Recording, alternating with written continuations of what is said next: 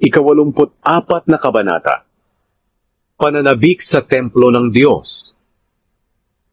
Panginoong makapangyarihan, kay ganda ng inyong templo, gustong-gusto kong pumunta roon. Nananabik akong pumasok sa inyong templo, Panginoon. Ang buong katauhan ko'y aawit ng may kagalakan sa inyo, O Diyos na buhay. Panginoong makapangyarihan, aking Hari at Diyos, kahit na ang mga ibon ay may pugad malapit sa altar, kung saan nila inilalagay ang kanilang mga inakay. Mapalad ang mga taong nakatira sa inyong templo.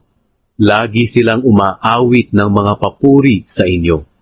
Mapalad ang mga taong tumanggap ng kalakasan mula sa inyo, at nananabik na makapunta sa inyong templo. Habang binabaybay nila ang tuyong lambak ng baka, iniisip nilang may mga bukal doon at tila umulan dahil may tubig kahit saan. Lalo silang lumalakas habang lumalakad hanggang ang bawat isa sa kanila ay makarating sa presensya ng Diyos doon sa Zion. Panginoong Diyos na makapangyarihan, Diyos ni Jacob, pakinggan niyo ang aking panalangin.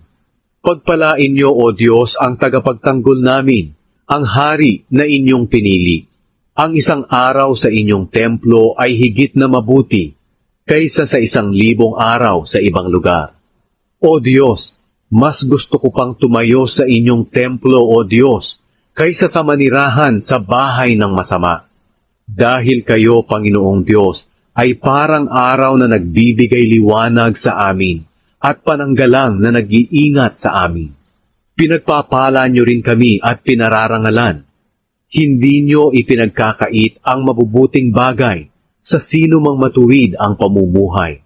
O Panginoong makapangyarihan, mapalad ang taong nagtitiwala sa inyo.